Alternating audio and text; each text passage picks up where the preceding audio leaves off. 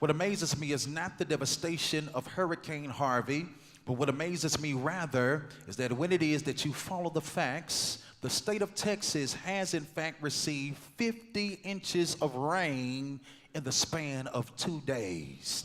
That it really doesn't mean much to you until you come to the understanding the city of Birmingham, Alabama, on average, receives 50 inches of rain in the span of 1 year. And what we get in 1 year, Texas has received in 2 days. Let me back it on up like a U-Haul truck. Somebody just missed it. I'm going to say it again. Texas has received 50 inches of rain in the span of 2 days. Birmingham, Alabama, on average, gets 50 inches of rain in the span of 1 year. What we get in 1 year, Texas has experienced in 2 days. Due to the fact that they've experienced rain in 2 days on average of what we get in 1 year, they've experienced what it is that we call overflow. I want to say, for the specific purpose of speaking to all of us in here under the sound of my voice who are praying for overflow, and you don't even realize what you are praying for.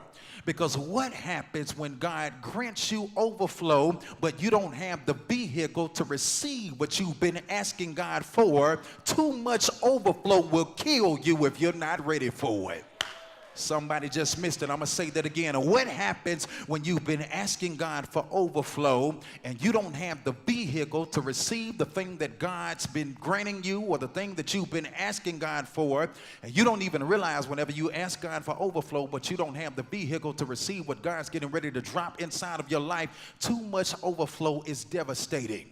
Too much overflow is liable to kill you all at the same time. I believe that it is the will, the plan, and the purpose of God for every believer to experience divine overflow inside of their lives. We know this to be true because the Bible declares in Malachi chapter number 3, starting with verse number 10, bring all the tithe into the storehouse, that there may be meat in my house. Prove me now herewith, saith the Lord of hosts, if I will not open up the windows of heaven, pour you out blessings, there shall not be room enough to receive. That happens when you tithe. In other words, God says, number one, every tither lives under an open heaven.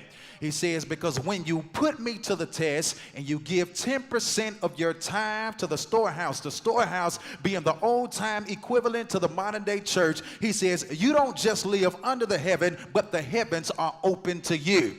He says, prove me now herewith, saith the Lord of hosts, and see if I won't open the windows of heaven. All of us are under the heaven, but just because you were under the heaven does not mean that the heaven is open to you. The second thing that says to all of us is that every tither experiences divine overflow. Because notice what the scripture declares. He says that when you tithe, I'll pour you out blessings you don't have room enough to receive. Which says to all of us that if I don't have room enough to receive my own blessings, those who are connected to me ought to be glad to be connected to me, because they're going to catch the overflow of what God drops inside of my life. So I believe with all of my heart that every believer is God's will for us to experience divine overflow inside of our lives. But whenever you ask God for overflow and you pray for overflow, yet you don't have the vehicle to receive the overflow that you've been praying for, too much, too fast will kill you too soon. Woo, I feel the Holy Ghost. I'm going to say it again. Too much, too fast will kill you too soon. What amazes me is that the people in the state of Texas are not the only somebody to experience a storm. But over 2,000 years ago, inside of the scriptures, according to Mark chapter number 4, verses 35 through 41, Jesus and his disciples find themselves inside of a storm. The Bible declares that Jesus has been teaching all day long. The question has to be raised, what is Jesus teaching in Mark chapter number 4? In Mark chapter number 4, verses 1 through 34, Jesus is teaching the parable of the sower and the seed. A parable is an earthly story with a heavenly meaning. So he's teaching the parable of the sower and the seed, and he's teaching the multitudes, and immediately after he finishes teaching the multitudes, he turns to his disciples and says to his disciples, let's get inside of the ship and go to the other side. And somewhere between the side that they started and the side that they ended, there is a storm that arose on the sea. What amazes me is not that the storm arises, but what amazes me is who's inside of the storm. That really doesn't mean much to you until you come to the understanding that the disciples of Jesus find themselves in the middle of a storm while obeying the command of Jesus and crossing to the other side. I'm going to say that again. The disciples of Jesus. Everybody shout, the disciples of Jesus. That really doesn't mean much to you until you come to the understanding there were two groups of people who hung around Jesus. The first group of people who hung around Jesus were the crowds. Crowds followed him, but they followed him from a distance only for the miracles that he was able to perform. As long as he was healing the sick, raising the dead, performing miracle after miracle, crowds didn't mind following Jesus. But as soon as Jesus said something to the crowds after the feeding of the 5,000 that the crowds really did not like, when Jesus said that except you eat my flesh and drink my blood, you have no parts of me, the Bible declares in John chapter 6, verse 66, 666, they left him and they followed him no more. They thought he was talking about cannibalism, which is the eating of the human body, and didn't realize he's talking about making a commitment. He's already been given to the crowds, but the moment he asked them to commit to him as a result of him giving back to them, the crowds left him and followed him no more. The second group of people who hung around Jesus were the committed. These were the 12 disciples who ran with Jesus, rode with Jesus, they ate with Jesus, they talked with Jesus for 3 whole years during the tenure of his earthly ministry. Out of all of the people who can find themselves in a storm, it is not the crowds in Mark 4, verses 35 through 41, it's the committed. It is not those who have no relationship with God, it's the people who are in close relationship with God. It is not the people who are outside of the church, it's the people who are inside of the church. It's the folk like me as a young child who passed the drug test because going to church wasn't an option. Your mama drugged you to church. Out of all of the people who can find themselves in a storm, it is not the crowds, it's the committed, it's the disciples of Jesus. A disciple is a learner and a follower of Jesus Christ. Just because I come to church, it does not mean that I'm a disciple of Jesus, because coming to church does not make me a disciple no more than sitting in a garage makes me a car. It is the people who learn of Jesus, it is the people who follow Jesus inside of this text who find themselves inside of a storm. And the first thing that I want to say to all of us in here under the sound of my voice, even disciples of Jesus sometimes go through storms. I'm going to say that again. Even disciples of Jesus sometimes go through storms. Don't you dare let these stuck-up church people fool you and cause you to feel like you go to the wrong church or you serve the wrong God just because of the storm that you're experiencing inside of your life. Because sometimes I'm in the storm not because I've done something wrong. Sometimes I'm in the storm because I decided to follow Jesus. The first thing that we learn inside of the text, you can be close to God and still go through a storm. You can be in church and still go through a storm. You can be a disciple of Jesus and still find yourself in a storm all at the same time. What amazes me is not just the reality that the disciples are in the storm, but what amazes me is that although the disciples are in the storm, Jesus is in the ship with them. Somebody shout, Jesus is present. Somebody say it again, Jesus is present. You mean to tell me I'm close to God, Jesus is with me, and in spite of me being close to God and Jesus being with me, I'm still in a storm all at the same time. Jesus is in the ship and they find themselves in a storm. Does anybody know what it is for Jesus to be in your relationship and your relationship still go through a storm? Does anybody know what it is for Jesus to be in your friendship and your friendship still go through a storm? Does anybody know what it is for Jesus to be in your fellowship and your fellowship still go through a storm all at the same time? Does anybody know what it is for Jesus to be in your kinship and your kinship still go through a storm all at the same time? So the question has to be raised, why do I need Jesus in the first place? I mean, if I'm going through a storm and Jesus is present, logic says that I really don't need Jesus inside of my life, because I thought that if I had Jesus, I'd never experience a storm inside of my life. The devil is a lie. I need Jesus in spite of me having Jesus and going through the storm, because since I gotta go through a storm, I'd rather go through a storm with Jesus than go through a storm without Jesus. And is there anybody in here under the sound of my voice who can attest to the reality? That's the only reason I haven't gone crazy. You've been through enough storms in 2017. You should have been crazy by now. You should have been postal by now. You should have been addicted to prescription pill medication by now. You should have had a ludicrous spirit. You feel like slapping somebody today. But the only reason I still got a small piece of sanity, Jesus kept me even when I didn't know how to keep myself. I dare you to high five your neighbor and tell your neighbor, it was nobody but Jesus who kept me. Nobody but Jesus who kept me when I felt like blowing my brains out. Nobody but Jesus who kept me when I felt like drinking myself to death. Nobody but Jesus who kept me when I felt like shooting myself up in a vein with a needle. It was nobody but Jesus. I find a person beside you and tell them it was nobody but Jesus. I didn't have enough money to keep me, and even if I had the amount of money that I thought I needed, money couldn't keep me. I didn't have enough friends to keep me. Them jokers said they'd always be with me, and the moment I picked up the phone to call, they sent me the voicemail. It was nobody but Jesus. He said, I'd never leave you nor forsake you. I'll be with you always, even.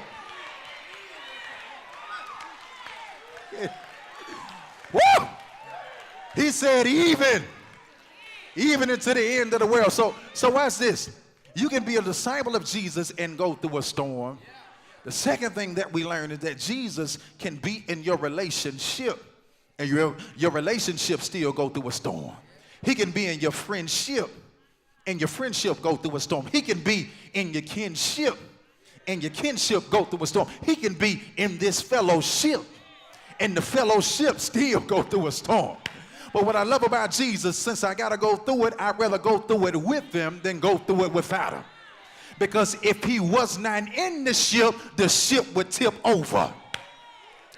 But the fact that he's in the ship, guess what? Even though it reels and it rocks, I'm still standing.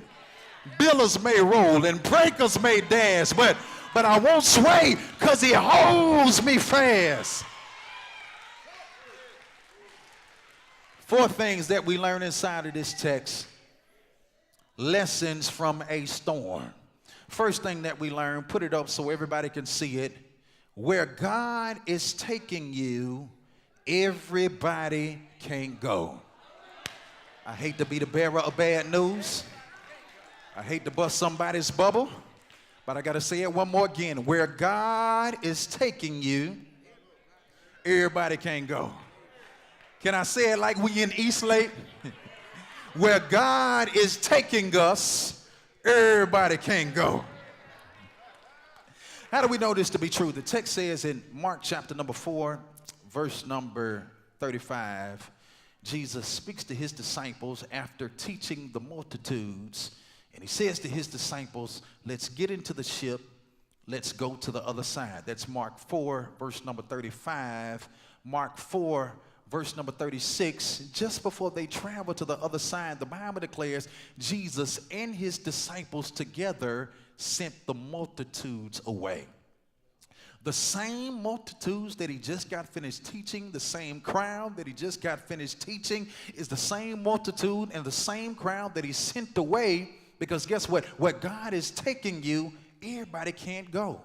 You keep crying about your storm, and you don't even realize that God allows storms inside of your life to separate your assets from your liabilities. God Almighty. I'm going to say it again. God allows storms inside of your life to separate your assets from your liabilities. It's a whole lot of people with us, but just because you can count them does not mean that you can count on them. Not everybody you can count on.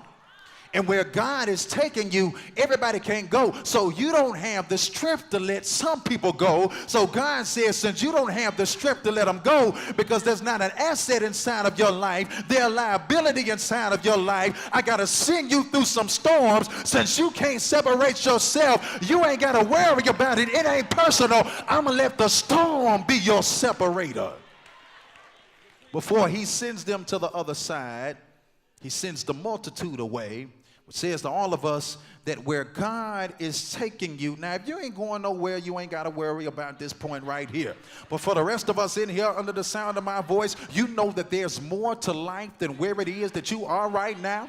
That even though you might be in a good space, you know that you serve a God who goes from faith to faith and glory to glory. God didn't make you to go alone and get alone. He said that you're a chosen generation, a royal priesthood, a holy nation, a peculiar people. You've been called to show forth the praises of him who brought you out of the darkness into the marvelous light. If you know that God has made you to achieve more, to accomplish more, you got to come to this fundamental truth: where God is taking you, not everybody's going to be able to go.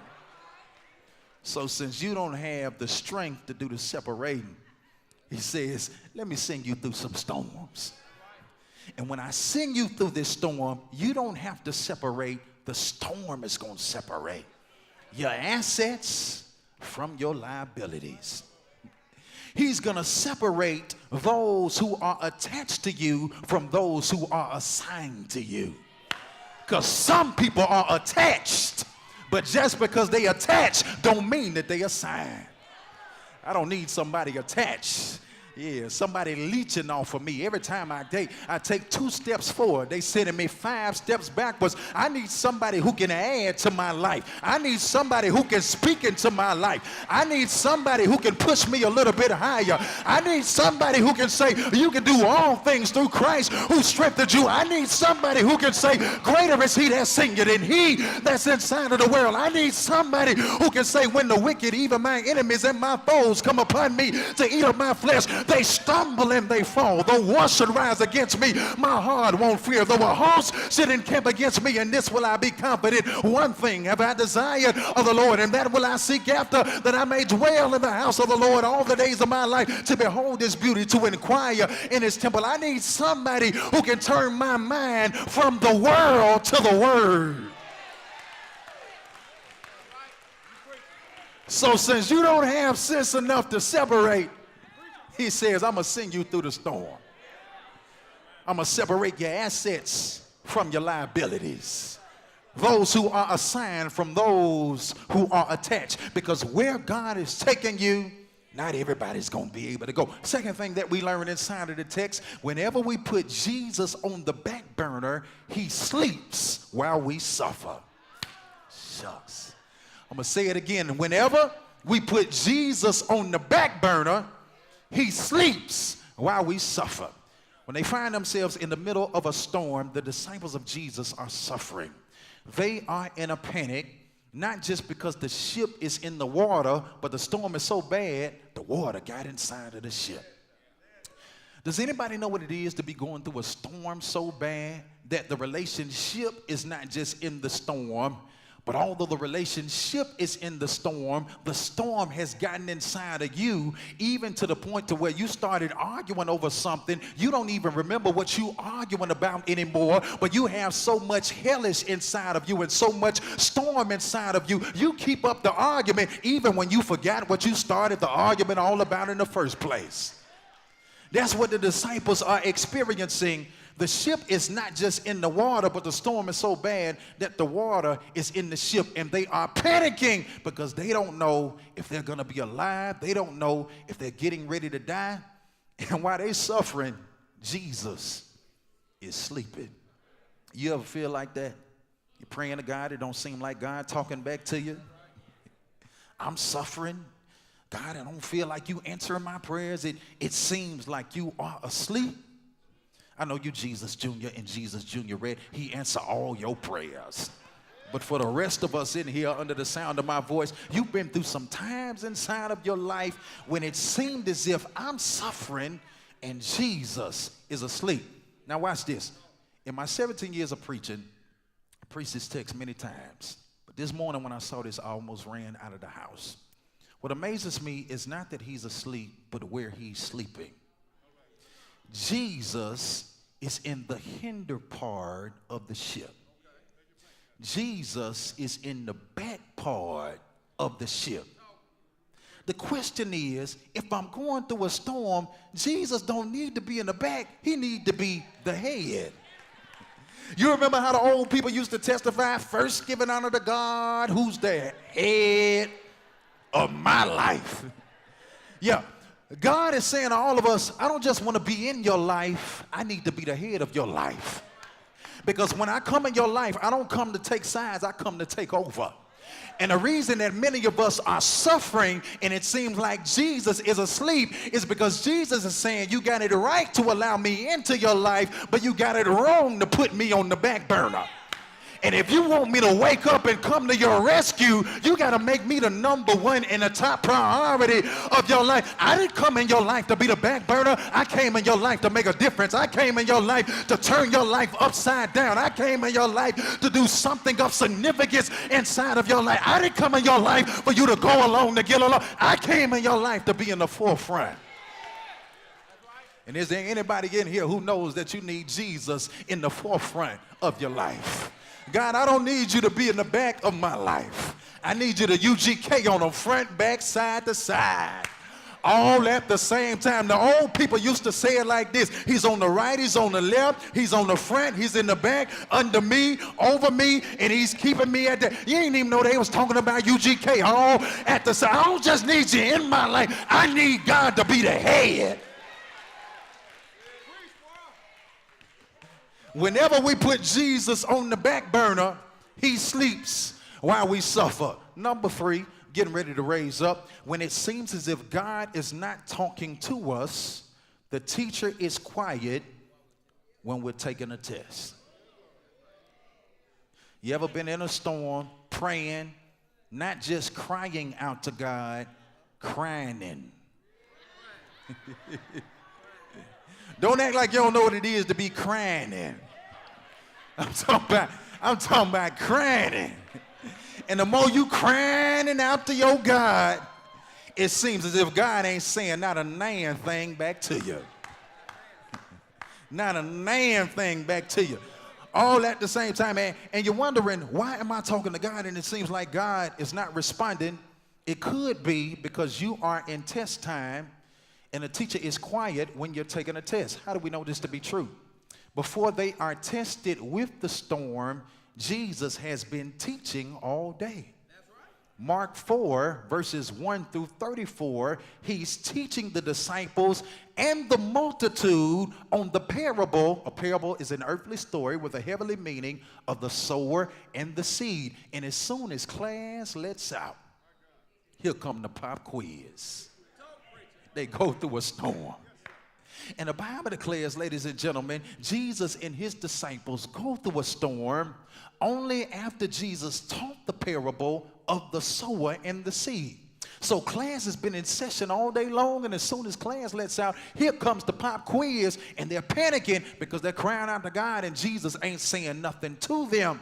They are suffering while Jesus is sleeping. And they don't even realize he ain't going to say nothing because he's quiet when you're taking a test. But aren't you glad that he never gives you the test without putting you through the class? See, this is for everybody who comes to church, but you don't come to be educated, you come to be entertained. That's why when I come to church, I don't need you passing babies around the sanctuary. I don't need you giving me no starlight mint. I don't need any distractions when I come to church. I don't come to be entertained. I come to be educated, because as soon as I leave, there's a test getting ready to take place inside of my life, and I got to pay attention in class that I might be able to pass the test. So if I have any questions, I need to be asking him now. Because when test time comes, the teacher is always quiet in the middle of the test. Here's the last thing I want to share with you, and I'm getting ready to raise up. Number 4, if you're going to learn a lesson from your storm, instead of you telling God about your storm, we got to learn how to tell our storm about our God. Stop talking about how bad your life is, how bad your storm is, and start telling your life how big your God is, how great your God is. Is there anybody in here who doesn't mind making a declaration about the God that you serve? I know you don't want to do it. You don't want to do it. You don't want nobody to see you. But sometimes you got to open your mouth and make a declaration. God, you are great. I know I'm in a mess right now, but God, you are awesome. God, you are wonderful. God, you are magnificent. God, you are still mighty. God, you are still powerful. God, you sit high and you look low. God, you own the cattle on 1,000 hills. God, you are Jehovah Jireh. You my provider. God, you are Jehovah Shalom. You are my peace. God, you are Jehovah Rapha. You are my healer. God, you are Jehovah Nisi. You fight every one of my battles. And even if I don't know all those Old Testament names, I call you Jesus, Jesus, Jesus, Jesus, Jesus. Jesus did it inside of the text, and I'm getting ready to raise up. Y'all be seated. It's just Bible study. We're getting ready to stand in a minute. They called Jesus, and when they called Jesus, Jesus, who is our peace. According to Ephesians chapter 2, verse 14, read your Bible when you get a chance. It says Jesus is our peace. Jesus wakes up, and Jesus, who is peace, speaks to the storm and says, peace, be still. Jesus, who is peace, according to Ephesians 2, verse number 14. See, where the disciples got it wrong, they thought that they couldn't have peace until the storm was over. But the Bible says in Ephesians 2, verse 14, Jesus is our peace. They waiting to have peace, and they in the ship with peace. When you got a relationship with Jesus, you don't have to wait until your storm is over to have peace. You can have peace while you still in it. Why do you think the Bible declares, be anxious for nothing, but in everything by prayer and supplication with thanksgiving, let your requests be made known unto God, and the peace of God, which passes all understanding, well, keeping guard your heart and your mind through Christ Jesus. When you got a peace that surpasses all understanding, you got folk on the outside looking at you in your storm. They don't see how you're still smiling. They don't see how you're still keeping it together. They don't understand how you're still waking up every day, putting one foot in front of the other. I got a peace that surpasses all understanding. And I don't have this peace when my storm is over. I got peace while I'm still in it. Jesus, who is peace, says to the wind, the waves, and the sea, peace, be still. You know what he does? In essence, he speaks who he is. And when Jesus declares who he is, the storm shut up and got quiet. When Jesus said peace, Ephesians 2:14 says he is our peace. In essence, he's speaking his very nature. He's the Prince of Peace. He speaks who he is. And when he speaks who he is, the storm gets quiet. If you stop speaking about your storm and speaking who your God is, when you speak who Jesus is, your storm has got to get quiet. Before he wakes up and he speaks, he's laying down and he's quiet and he's asleep. But the moment he speaks who he is, the storm says, Punchinella, Punchinella, I can do it too. And the same thing that Jesus just finished doing when Jesus laid down and he was quiet, the storm imitated Jesus. It laid down. It got quiet. The wind ceased. This is where many of us get it wrong. You keep talking about your storm. We got to talk about our God. Because when you talk about your God, your storm has to be quiet. Everybody stand to your feet.